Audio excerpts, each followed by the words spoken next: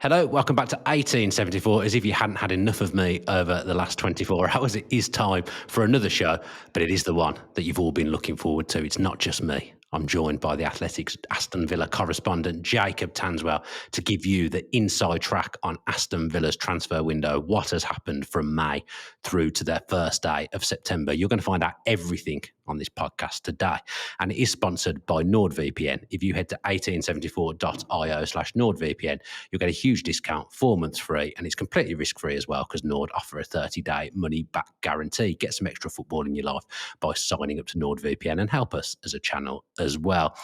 I am joined by one of the tiredest men in football. It's Jacob Tanswell. Now, Jacob, I'll tell you what, your reputation this transfer window it was already quite high, but I've seen a few tweets saying Ornstein, Percy, Tanswell, the only three people to listen to about Aston Villa transfers. How does that feel?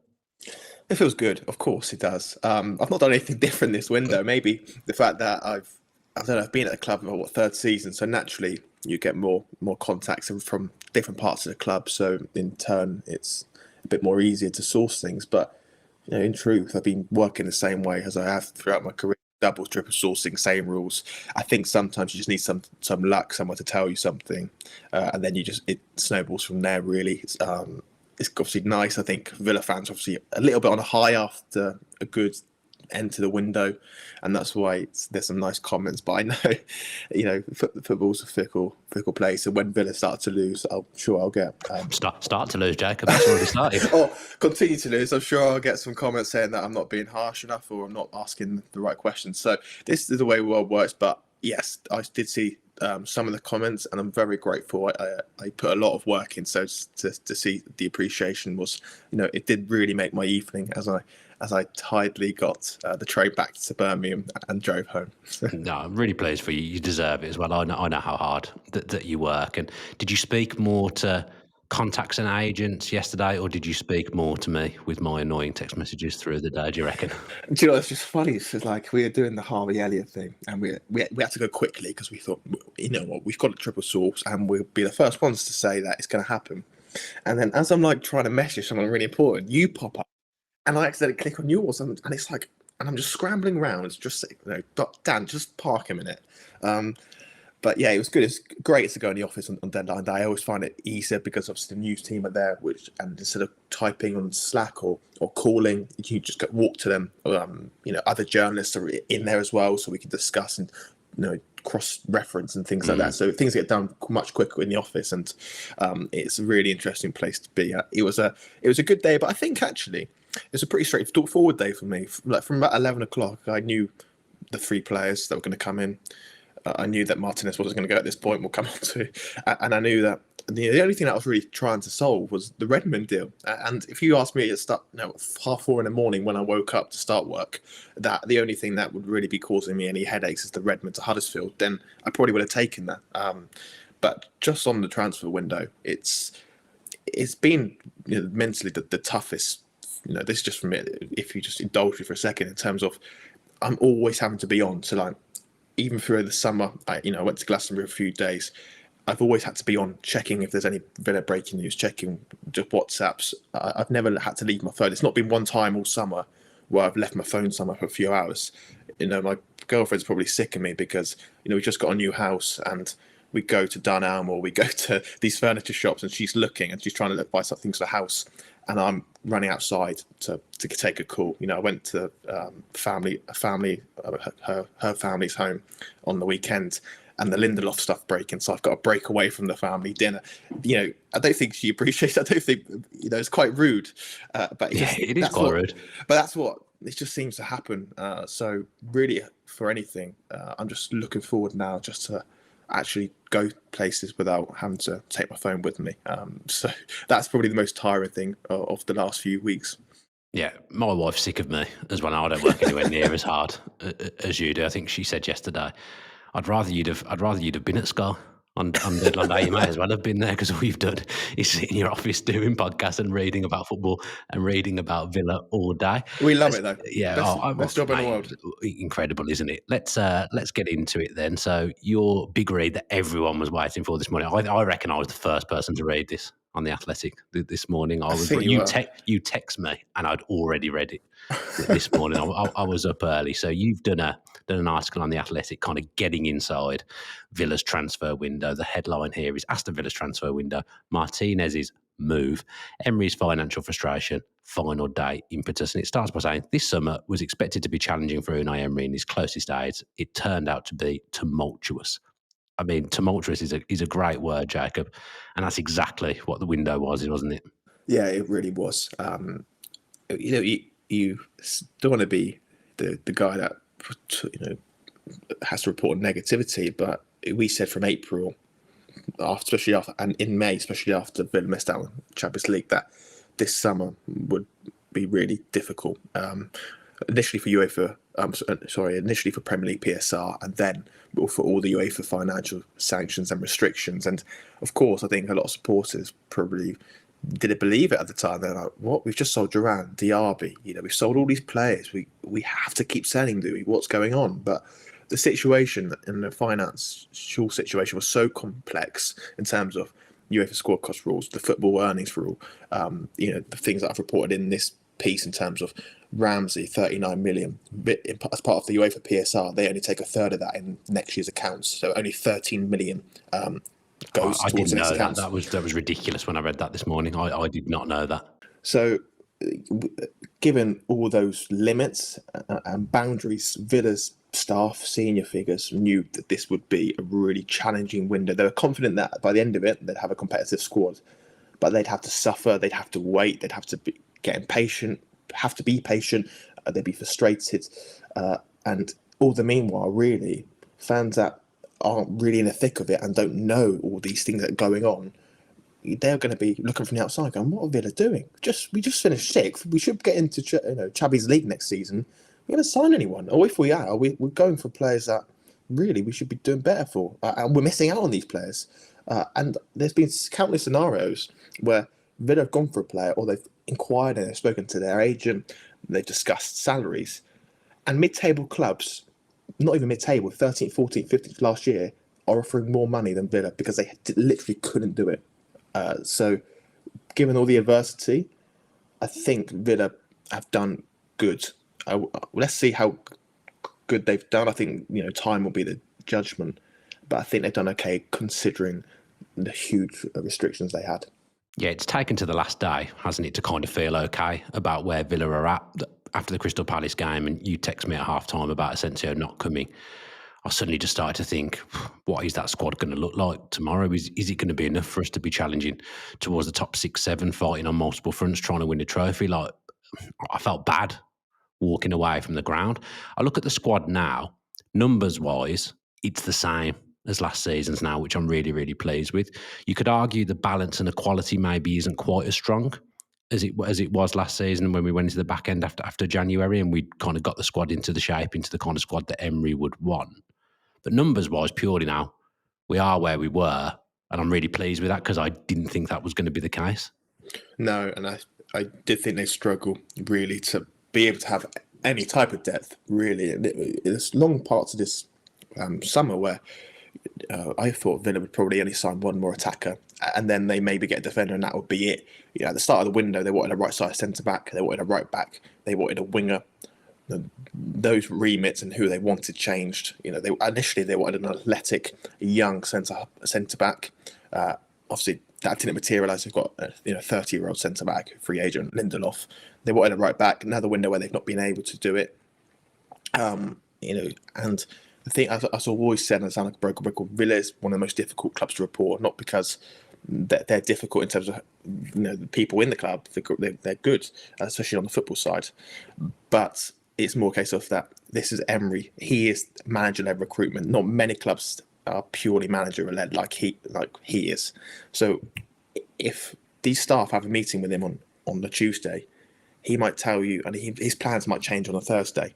So if I say something, if I say something that Villa want a player, yeah, they do. But then on Thursday, Emery might come in, fiddle with his tactics board, and decide, actually, we don't need a player in that position. We prefer it in this one.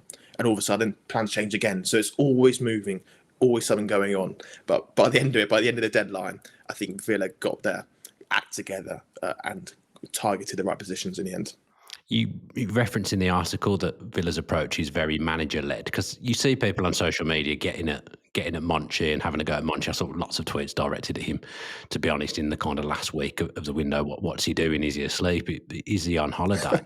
I don't think people realise, and you said this in the article, that they bring players to Emery, and Emery just goes no, and that is the end of it. And not many clubs work in that manner. Although we've got kind of someone who's essentially a sporting director in Monchi, he's still not really leading transfers. No, so at Sevilla, Monchi was the head guy, and Emery who's working just below. The power base has completely shifted, and Monchi and Emery and Vidagani are okay with that. They know the dynamic; they're happy to do it.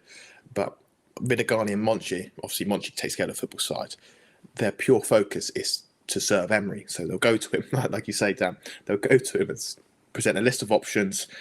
Some might be contacts of Monchi's. We referenced in the piece his and Unai's very close relationship with George Mendes, and people that Monchi knows from his network. But then you've got the data and the recruitment team that bring a different group, and together they feed these players to Unai Emery, and he just decides no, maybe. And then he might bring his own player and say, I want him. And then Vidagani and Monchi have got to try and work out the finances. So the case of Paqueta, they're like, okay, we haven't got that much money. How do we do it for Unai? We're struggling with UFSCR as it is, but we've got to try and bring him Paqueta or try and do a deal for it. So that's how it works at Villa. It's a very idiosyncratic process considering the modern football trends and the role of the sporting director. Yeah, I'm wary of ruining your piece too much, because it's only just come out and we want people to watch it, and also, we want people to read it, and also we'll come on to it. But me and you are going to do a live show next week at a venue, and hopefully people are going to come and listen to us for that next Monday. But you referenced it's actually Paquetá, by the way. Tim Vickery told me once. It's Lucas Paquetá. You referenced him as being someone we kind of missed out on to an extent, but how far we were in for him is I'll let you speak around that. You talked about clubs being able to dwarf Villa in terms of wages offering. I'm imagining even Sunderland, who've just come up, are in that bracket because they've bought so many players and must be offering big money for players to go there. Fair play to them. They're making a real go of trying to establish themselves back in the Premier League. You just talk through some of the players that Villa may have missed out on before we get onto those that they've ended up getting. Well, yeah, of course. You look at the goalkeeper situation. I think some people in Villa were quite keen actually to look at for a new goalkeeper because they were excited about who the options were available. Joan Garcia, before he went to Barcelona, 21 million. Villa thought they could do that, and I thought they could be in a position to do that. That's not out of proportion. Lucas Chavalier, of course, they got quoted 60 million in the end, but at some point they were looking. You look at Lamens, if they potentially Martinez went earlier in the window. He showed up really well on the data, very confident, very consistent, more so than Diego Costa, who I think some people at the club are less enamoured to buy, but he's represented by George Mendes, so of course that's going to be a factor. But then you look at outfield players, you look at Antoine Semenyo. Villa really like him, like a lot of Premier League clubs out of the financial rounds. Tyler Dibling as well.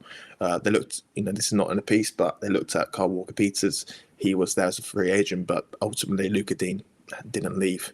And obviously Walker-Peters can play left back and right back. So you have a lot of these players. William Asula, they had been looking and talking to Newcastle throughout ever since Ramsey left, really, because it would have, of course, helped bolster the striking departments, but of course it would have helped as well in some way with the UEFA restrictions. If he did sign, they couldn't get that done.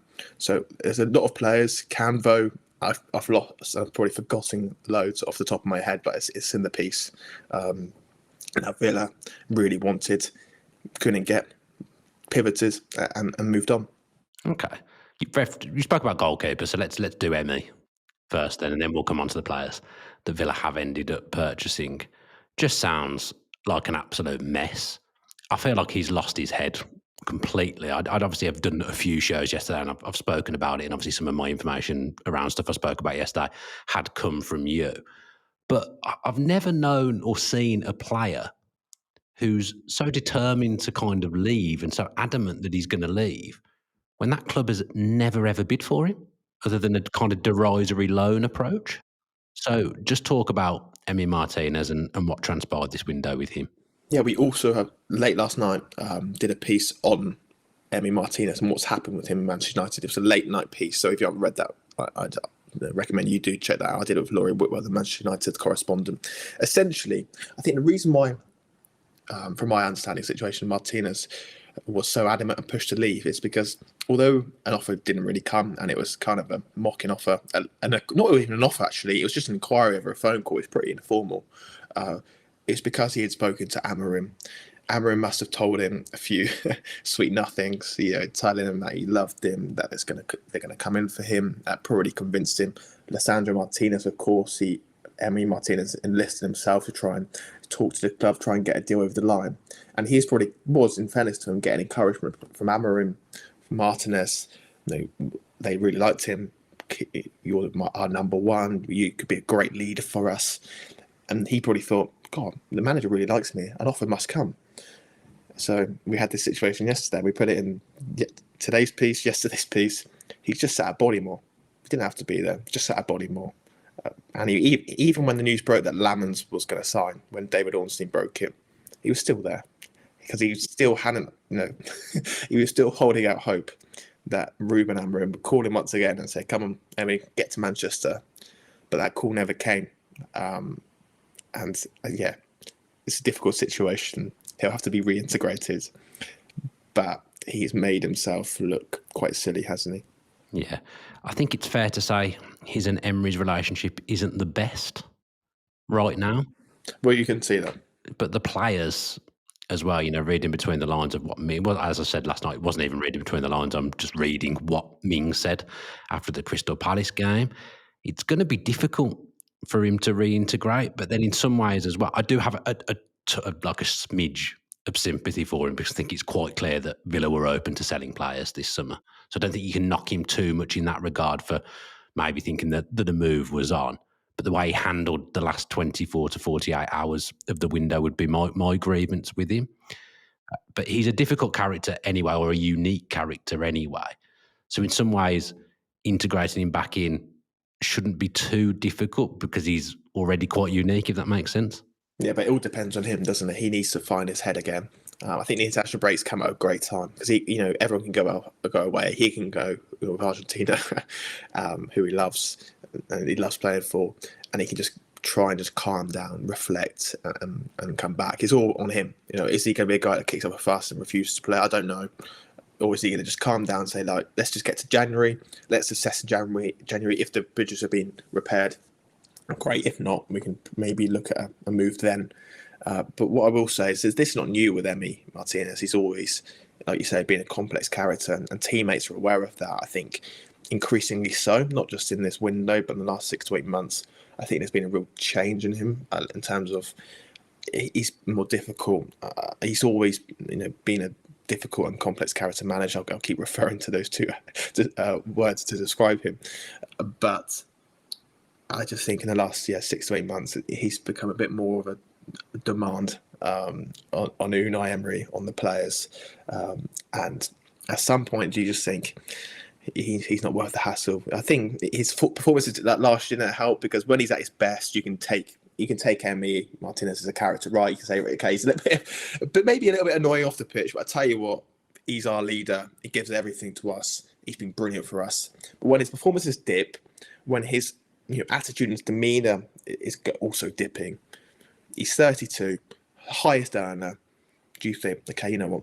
Let's cut our losses. Let's try and get in excess of 30 million for him. And like I say, you had those really exciting list of replacements that you could potentially do a deal and it would work out cheaper in the end. Yeah. It's going to be interesting to see what happens. I think fans should probably be guided by what Emery comes out and says. I think McGinn and Mings are going to be really important in this in terms of the dressing room and trying to get everyone back together because it feels quite fractured, obviously, right now. Do you think he's going to have to come out and say something? I mean, I'm sure he'll be interviewed when he's on Argentina duty. He's like, we're going to have to hear from him and he's going to have to kind of say some words that are nice about Aston Villa Football Club, I feel. Well, I think he's been saying a lot through certain journalists, so Oh, mate. that's already come out. But in terms of him, I'm sure he will, and I don't know how he'll take it. Maybe he denies everything. I was kind of half expecting him to come out on his social media and deny our story. I don't know, but um, you know, I think a mature 33-year-old now, not 32. Today, yeah, happy birthday. Yep, will lick his wounds and come back, mate, and apologise.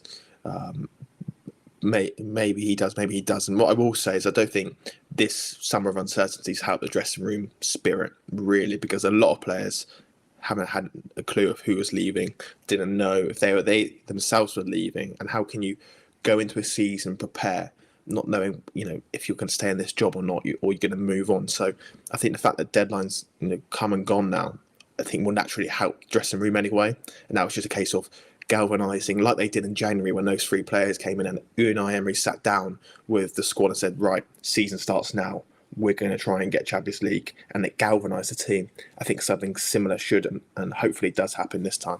Yeah, you talk about the fractured dressing room, and another aspect that didn't help the Villa dressing room this summer was the sale of Jacob Ramsey. Just a disappointing moment for fans, I think. Sounds like, in a way, a disappointing moment for Jacob Ramsey as well, from your article.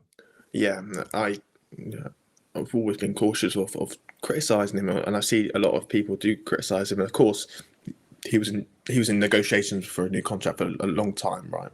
But it wasn't him that was in those negotiations. It was his representative and the club, of course. Yeah, and we don't know what was discussed in there. What was the salary? What was the plan for him? Was it just to protect his market value? Was the belief that he could really stay at Villa for a long time? He wasn't, as I said, he was keen just to stay. He's a boy, he's a boy from 5 miles away from Villa Park. He's a player that, when everyone was reporting that the deal was done, terms agreed, they won. He was still deciding. He sat down August 13 with Emery, before training, and said, and Emery kind of was saying, yeah, we like you, we think you're great, but unfortunately this is the financial situation we're in. And then it took him, a day to really complete that move and go ahead with it. So he was, I'm not saying he completely didn't want to go to Newcastle, but he was a guy that loved Villa and liked to play for Villa. But I think once he got over that and realised he would have to leave, then of course Newcastle was a brilliant opportunity for him. Yeah, I think that's the point, isn't it? It's that he had to leave. We said all summer, a senior player, a player perhaps Villa don't want to lose, will have to leave. We speculated whether it would be Martinez, whether it would be Watkins. Before Kamara signed a new contract, we speculated whether it would be him. In the end, Jacob Ramsey was a fall guy, and like you say, Newcastle's a great club. It's a great move for him. I'm sure he'll do well then. I'm sure every Villa fan will want him to do well there. Obviously, just not to the expense of Villa. But essentially, he wanted to stay with Villa. Yeah, and I would think that, I know he pulled up with an injury for Newcastle on his full debut, but he hadn't been injured since the start of January, and there was a feeling that he was over these injury issues. He was ready for a big pre-season. He played well actually in the games he did play, and he was really going to make his mark on things. Especially how he started under Emery and how he started when he came into the team, in terms of really getting back to that talent, getting his speed, his acceleration, that drive back in his performances. But again, people were like, who's going to be the big player? Jacob, you've told us all summer there's going to be a big player coming. No one's gone yet. There was always going to have to be someone, and I think the dominoes just had to fell in Ramsey's way, sadly, because who knows if Martinez had finally got his move like he was telling everyone at the training ground in May and June, then he would have been the guy. Watkins, Kamara, these guys. So it's a shame, but I just hope, when he does come back, obviously next season now, and when Villa go to St James's Park, those hype in the away ends give him a good reception. Yeah. Did anyone else ever come close to leaving in your eyes? I think there was always going to be a conversation around Watkins, but as early as July, really, Villa were very clear in saying, okay, no, he's not going now. I think he had that window of opportunity to potentially leave and go. I think Morgan Rogers as well, especially at the end of last season when Villa just missed out. I thought he was a guy that potentially could. There's a lot of interest in him, and I think if they got the slightest hint that he was available, Chelsea, Arsenal, just to name two, really would have come in and bid big. They love him, and I think they'll still look at him and see his performances and see if they pick up again then he certainly will come into the reckoning in future windows. But again, Villa were one of those that, if all the players, really, I think he was their priced asset, because not only is he young and he can be a huge player in terms of monetary value, but the fact is he can cover so many positions. And in a squad that's smaller than last year, plug in the gaps and having a player that can play right, number 10, up front, left, is indispensable, really. Yeah, let's move on to incomings then. Let's start with the one that I think took us more by surprise, Harvey Elliott. In your piece, you kind of said that Villa looked at him at the start of the window, but just felt, one, it was going to be too expensive. Two, he was probably going to head to the Bundesliga and head to Leipzig. How did Villa end up with this player? Because this is the one that I haven't got much to get excited about because we haven't signed loads of players, but this is the one signing that surprised me and also really pleased me as well. Yeah, I think it helped that Liverpool got Isak over the line, actually, because I think once that happened, then they were confident of freeing up of it. I know they're not same positions, but they did have a correlation and actually lower the price, because I know there were reports, weren't there, throughout the summer that Harvey Elliott would be 50 million. RB Leipzig really pushed to do that deal financially. They couldn't do it. But when it became clear that Paquetá, as you say, Asensio, other number 10 options weren't in the reckoning, they thought, actually, should we go back to Elliott? We really liked him. He's really good on the data. We're really interested to see what he does if he plays regularly and how good his data could be and what impact he can make if he plays, and starts a lot more games. What should we go back in for him? And then they obviously discussed with Liverpool, and they're like, okay, he's not 50 million anymore. Liverpool say 35, Villa say 30 million. Maybe it gets to 35 with a loan fee initially. And actually, that's more bearable, really. And the way the structure of the deal works is that actually it kind of helps with the squad costs and the financial restrictions, the way they layered it. So, always, it's one thing to sign a player, but to structure a deal so you're paying a certain amount every year, you're maybe delaying payments, bringing payments in, that all makes a difference on the spreadsheets ultimately. And, he was a deal that could be done. Again, the obligation, unless he gets an ACL injury or big injury, will be triggered because it's 10 appearances and then Villa will have to pay. So it's a permanent deal. And I think he's personally the one that I'm most excited about seeing him play. Do you think because it happened on the last day, overall that saved Villa money? Would it have been more expensive if it had been something they'd have tried to have actioned a month ago? And would they even have been able to action it a month ago? No, they wouldn't have been able to action. That's why throughout we always the final week is when Villa would know, because they know how much money they had. They were still, a month ago, Bailey hadn't gone, then Donkred had gone, Moreno, Ramsey hadn't gone. So they didn't have the money then. And at the time, Liverpool were asking, like I say, 50 million odd. Yeah, and have you got an inkling of where he's going to play from speaking to your contacts? Have you got an idea? Because he seems perfect as a right 10, but then Villa don't always line up that way. I haven't yet. I'm going to take a few days off and then I'll get back on the phones and do a piece probably on where I think he might play. But I've seen him play quite a lot actually when he was at Fulham, when he when he was playing in the 21s and he was this young kid. I remember actually playing when I was at Bournemouth. There was a kid that was a couple of years younger and he was playing far up, and I believe that was Harvey Elliott, and people were talking about him then. And he was just this small kid who's playing giants. So I've always seen him, and I've always felt like with that left foot he has, that right side 10, like almost like a smaller, not smaller, but like a younger John McGinn. He's got that terrier and he's a bulldog, spirit, hasn't he? Yeah, he gives you everything on the pitch. So I think the right number 10. What's great is, Emery loves a versatile player, and I think he can play a few positions as well, and he gets low blocks as well. You saw that under Klopp, especially when teams sit back. I think Elliott can play in a deeper role as well, and try and unpick a lot from there. Yeah, really excited about that signing. You just knew Tanswell would have played against him. I bet he didn't score. That rock at the centre of the ball. I don't know if I played against him, but I remember at a time when it was very vividly when he's walking past, or I was walking past a game, and people were like, "Yeah, this kid, by the way, is like 4 years younger, and he's playing with these." And I think that was Harvey Elliott. I'm pretty sure it was Harvey Elliott. So, but I did play against Ryan Sessegnon, Dan. Just as a side note, yeah. Did you pocket him as well? Only time I ever played left back, Ryan Sessegnon was playing right wing, and I don't want to blow my trumpet. He didn't get a kick. Really pocketed him. Yeah, and unfortunately, my form at left back didn't continue. Hence why I'm talking to you as a journalist now.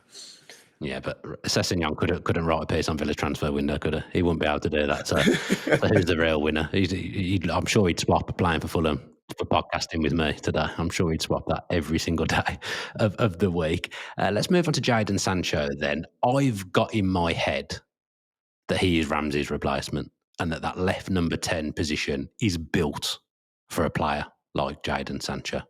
Tell me more. Agree with me, disagree with me, just tell me something. I do agree that the left tennis does suit him, but then ultimately, who's going to play on the right? Well, this is the problem, yes. Gasson, I thought maybe everyone, shuffle over there. They all prefer to play on the left. Gasson prefers to play on the left. Rogers, McGinn, Sancho. So at some point, someone's got to go on the right. I know when he went to Manchester United, they brought him in as a right winger, didn't they? But then once he got there, he was actually preferring the left. I do think he can do both, and I think Sancho. I've said it for a long time. I think he's a really good player if you play a certain way, and I think Villa suits him because it's slower. There's more combinations, triangle combinations in the final third. He's not having to take players on 1v1 and just get down the byline and use raw pace. He's more tight areas, and I do think he can play right wing, but he needs the right 10, Harvey Elliott, to be close to him in position, and he needs the right back, Matty Cash, to either overlap or play short passes with and combine and get to the byline. I think that's how he needs to work. So I do think he would be Villa's best option as an out-and-out winger on the right. Question is, maybe, we always talk about Emery having to evolve. Maybe you just flip the sides. The left winger is the one that stays really wide, and the right winger, it becomes the right 10. And then you move it along like that, and what happened when Marcus Rashford played on the left wing. And Sancho could play there. But I do think he can play either position. And again, I think he's probably better as a left number 10, Dan. But there's no really right wingers. Yeah, it's going to be interesting to see who he does pick in the main to solve that side. They're going to have to let Matty Cash come forward or do what you've said there and flip it. And maybe when Luca Dean plays, maybe he tucks in and makes a back three and operates a little bit deeper, and whoever's on the left stays a bit wider. We're going to have to evolve and change something, I think that's for sure. Now, when I was feeling quite unreasonable after the Crystal Palace game and I was recording myself, Sancho and Lindelof was underwhelming me a little bit. Since Sancho has excited me a lot more, but because of the position we were in, we hadn't really done any business, and you did kind of get the feeling that we were shuffling around the kind of lost and found or the bargain bin to pull players out. And I was thinking that about Sancho. Has the interest only developed in him in recent weeks, or has there been kind of an overriding interest in him all through the window? But again, a case of leaving it to the last minute to get the best deal. No, I hadn't been aware of any interest until the last couple of weeks, really. So there wasn't. He was like Harvey Elliott, where you knew about it before. Maybe it was, but I haven't heard about it. But again, I was on Friday's presser after Emery finished. I was talking to that journalist, like, oh God, who are Villa going to sign? Emery just said he wants 2 to 3 players. And I was just like, it's going to be Sancho, isn't it? Because he's just there. Villa have got a relationship with Manchester United. They need a winger. He's there. They can do a deal similar to Rashford. And that was just me guessing, but I just thought it was quite straightforward. It looked just quite obvious to do. And then you start to hear it's picking up as a separate thing. A lot of journalists were saying that it's just a swap deal or it's going to be exchange. They were always going to be separate. And then once you can agree on the salary and agree on that, then I think it becomes quite straightforward. And this stuff about him turning down a permanent deal.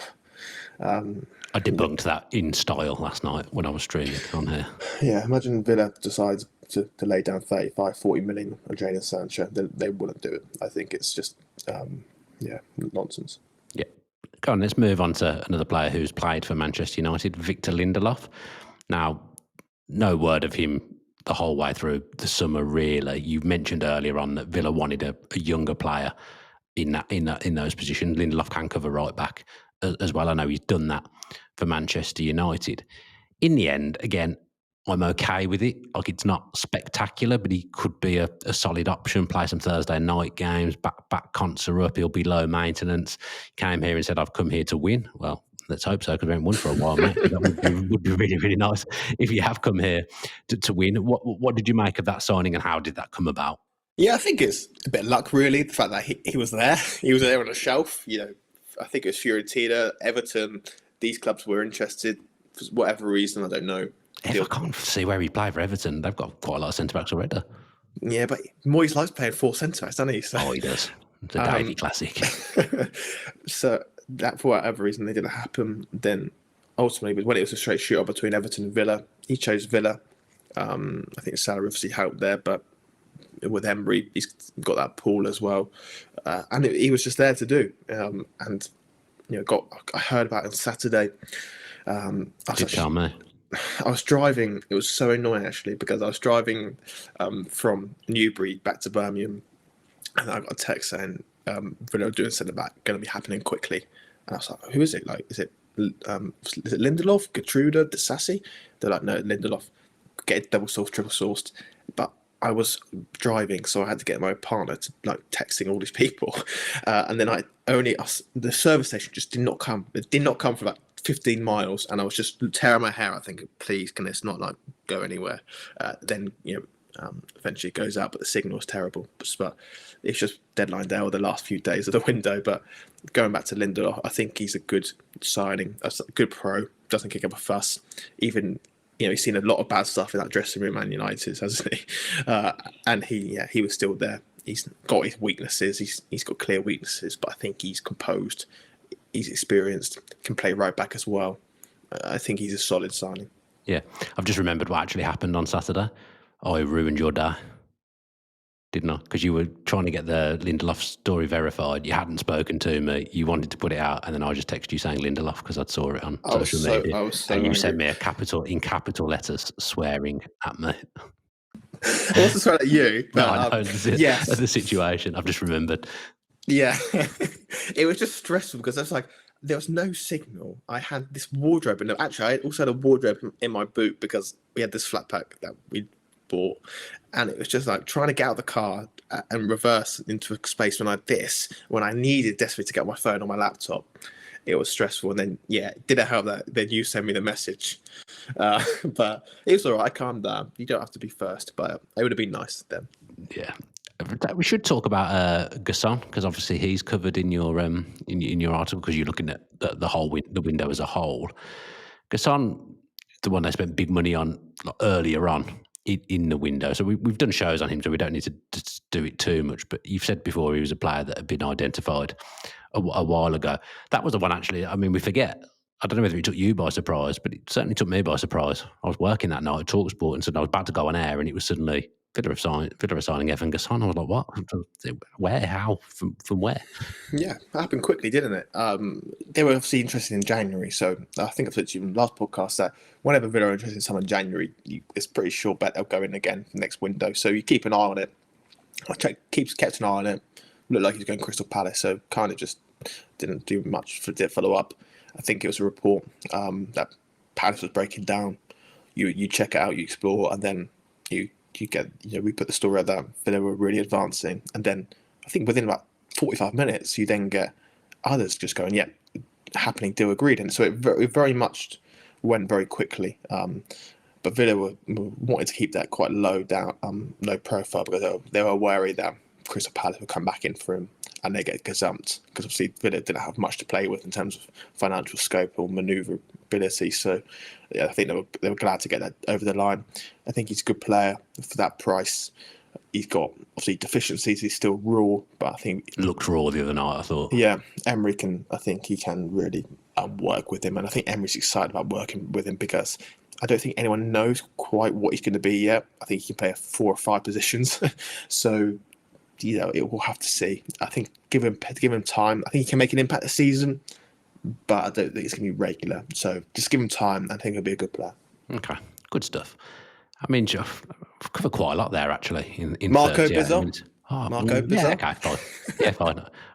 I mean, he's played more games in goal for Villa than anyone else this season. Yeah, so that's it's a clear upgrade on Olsen, isn't it? And it's quite. I look at it as being like a savvy piece of business. I know he's 34, but I do look at it as being a savvy piece of business. Kevin Hatchard, who knows a lot about him, told me that he was a luxurious option for a number 2.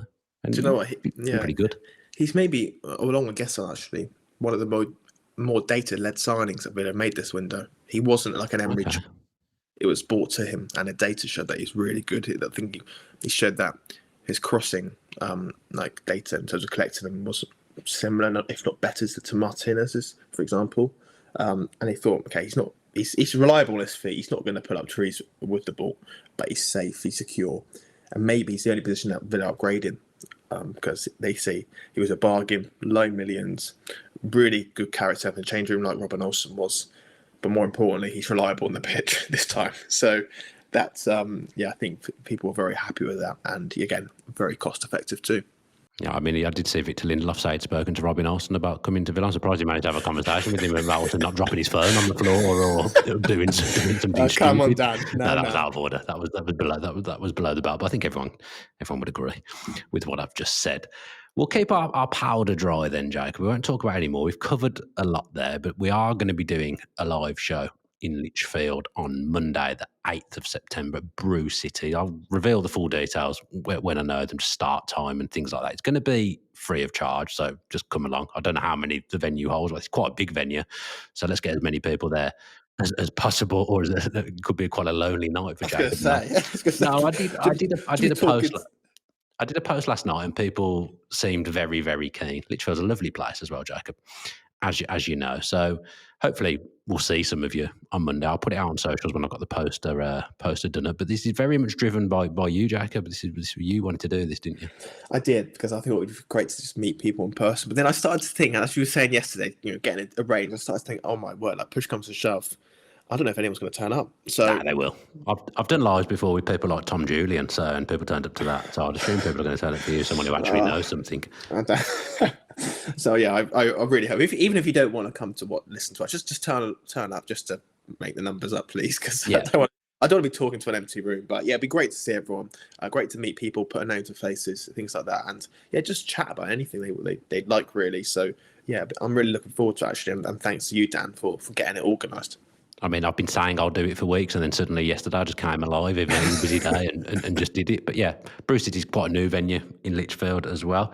I've assured them that people will be buying plenty of beer. And Jacob and I, before we came on, said we're going to try and raise some money for the foundation somehow. So like I say, it's a free event, but if people want to donate to the Villa Foundation, on their way in, we'll try and find a way of making that happen. I'll talk to someone at the foundation this afternoon. One last plug from me. Jacob's going to watch this as soon as he gets off this podcast. It's Through the Turnstiles, episode 2, with my old father, as you can see on that picture there. I did say to Jacob before I came on as well that I always assumed I got my big nose from my mum, but looking at that picture, Dad has certainly had a part to play in that nose. So he mainly talks about fantasy football for 25 minutes, if I'm being perfectly honest. But even though the game was absolutely horrible, people have told me that they've enjoyed watching me and my dad go to Villa Park on Sunday. So do watch that. Like I say, Jacob is going to watch that as soon as he's finished this. And you're about to embark, Jacob, on a few days off until Friday, aren't you? I am. So with the greatest respects, please don't message me. I will message you probably. I mean, I'm not going to be asking any questions, but you'll probably hear off me. But I'm not going to be asking you to do a podcast or asking you to do anything. I just might say hello. We're allowed to talk about things that aren't football, Jacob. We are. So, yeah, that sounded rude. Yeah, of course we can message, but I'm going to kind of just try and switch my phone off as much as I can. You'll be building flat pack, won't you? I expect things like that. I mean, probably about the transfer window. Yeah, but after a day, I'll probably say to my boss, "Can I come back?" Yeah. But yeah, phone off, not much happening, and just try and switch off. Maybe go for runs, swim. These type of boring things to do. They're good things to do, though, Jacob. Healthy attitude, healthy mind. I need to get myself back out there. I'm going to the gym, but my eating is an absolute disgrace at the moment. Need to get myself back in gear. We had bad. Yesterday, pizzas came into the office. I can imagine. It was we're honestly animalistic, just running to them. What pizza was it? What did the Athletic plump for? Loads. There's like 15 pizzas. What brand? Was it Domino's? Was it pizza? It was Domino's. But other brands are available. But even you have I'm going up. They would all seem in between as many calls, just trying to get some pizza down him. It was hectic, but yeah, I need to start eating healthy again.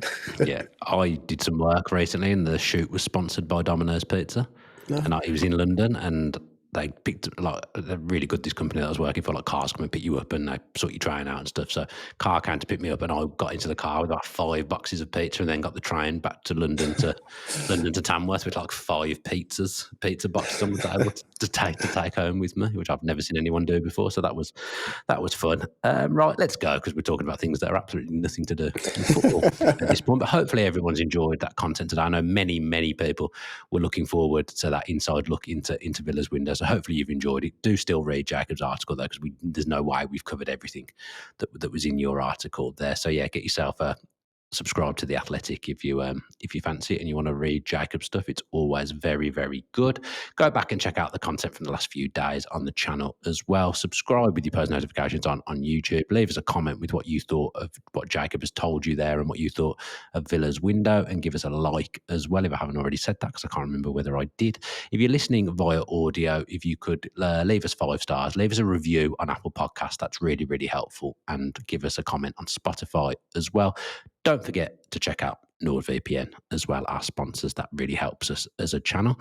I will be back tomorrow. Jacob will probably be back next week, and we'll see some of you on Monday as well. Leave a comment and let me know if you want to come as well, and let me know. Please if you're do. gonna Just some come. reassurance, please. Just so we know that there might be like at least 5 people there that aren't related to me or Jacob. So yeah, I'm looking forward to it as well. I quite like it when things come together late and you get to do these things. I always prefer doing. I work better in that way, I've always thought. So yes, so we'll see some of you on Monday. I'll be back tomorrow with more content here on 1874. Thanks for all the support over the summer on the channel as well. I'm aware it's been a bit of a slog at times with not much happening for Villa, but we've got through it together and we've had a good time as well. So thank you very much for that.